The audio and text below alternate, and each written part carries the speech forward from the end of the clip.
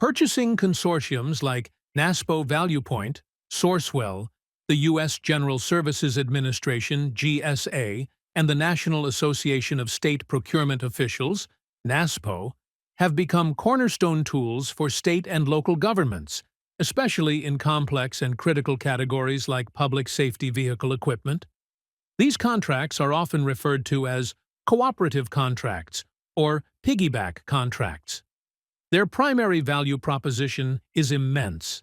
They drastically reduce the time, administrative burden, and risk associated with public procurement by leveraging the collective buying power of thousands of agencies. However, a nuanced understanding reveals that while these contracts save a monumental opportunity to bid, they can often be far from the best, lowest pricing achievable through a full, competitive, and well-run bid in the open market. The Allure.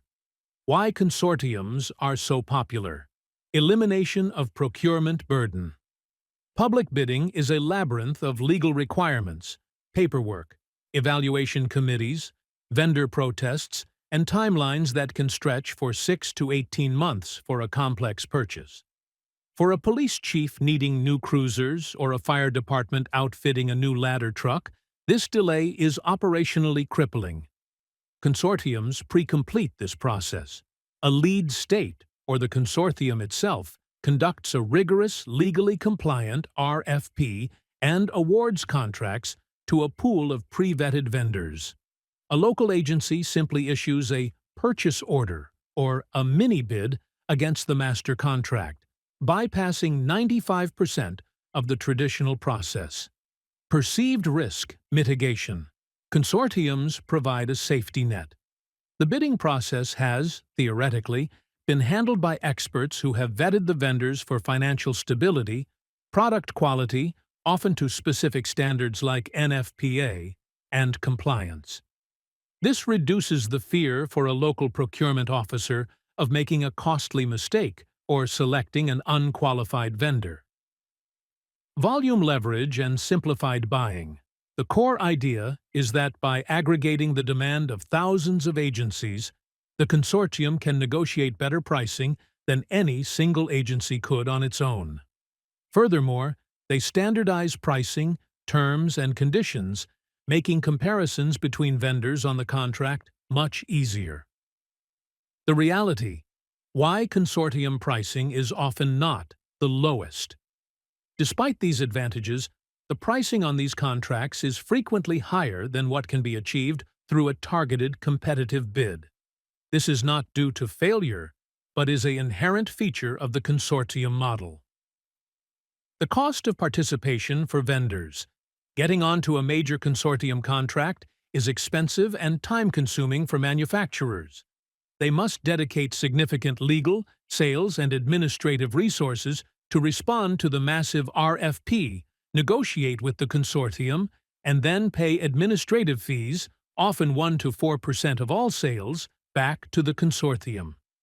These costs are baked into the pricing on the contract. A manufacturer's NASPO price or SOURCEWELL price must include this overhead, whereas their quote for a one-off competitive bid does not carry this same burden. Lack of real-time competition. The prices on a cooperative contract are typically ceiling prices or pre-negotiated list prices. The moment the master contract is signed, the clock starts ticking on that pricing. Market conditions fluctuate. Raw material costs, e.g., steel, aluminum, logistics costs, and demand all change. A competitive bid run today forces vendors to sharpen their pencils based on current market realities, their current inventory levels, and their current need to win a specific piece of business. The consortium price is a historical agreement, not a real-time market reflection.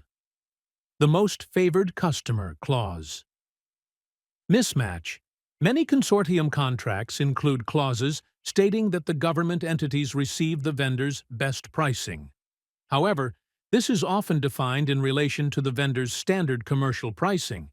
GSA is notorious for this. It does not account for the deeply discounted, one-time pricing a motivated sales director can offer to win a large, specific deal against known competitors in an open bid. The pressure of a head-to-head competition is a more powerful pricing tool than any pre-negotiated clause. The illusion of volume leverage. While the collective volume of all consortium members is vast, the commitment is non-binding.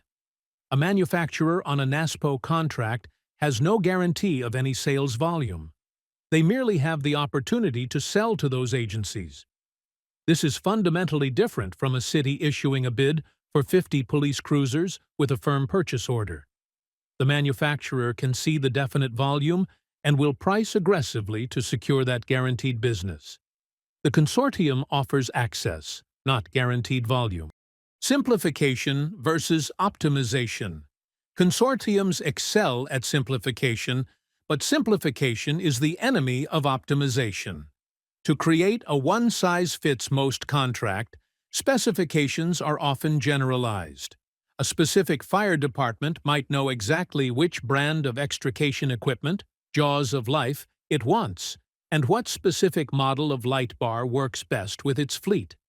A competitive bid for that exact specification will yield lower prices from the authorized dealers for that brand than the broader list price for that brand on a consortium website, where the specification is less precise. Strategic recommendations for public safety procurement officials. The smart approach is not to abandon cooperative contracts, but to use them strategically as one tool in a larger procurement toolbox. Use consortiums for small, urgent, or standardized purchases. They are perfect for small orders, emergency replacements, requirements. This reintroduces the element of real-time competition while maintaining procurement compliance. Understand the total cost of ownership, TCO. Sometimes, a slightly higher unit price on a consortium contract is justified by far better terms, such as longer warranties, better service level agreements, SLAs, or more favorable shipping terms. The lowest price is not always the best value, especially for mission-critical equipment. Conclusion: purchasing consortiums are invaluable administrative tools that democratize access to compliant contracts and save immeasurable time for public agencies. They provide a crucial, safe harbor for procurement. However, they should not be mistaken as a guaranteed path to the lowest price. The very structure that makes them efficient, pre-negotiation, vendor fees, and standardized terms, insulates them from the fierce, real-time price competition of the open market.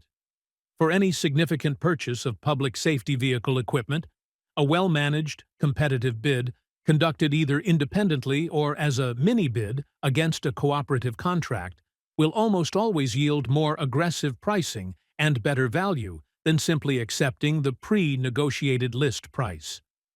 The duty of the public official is to use the right tool for the right job, the consortium for speed and convenience, and the open market for optimization and ultimate cost savings.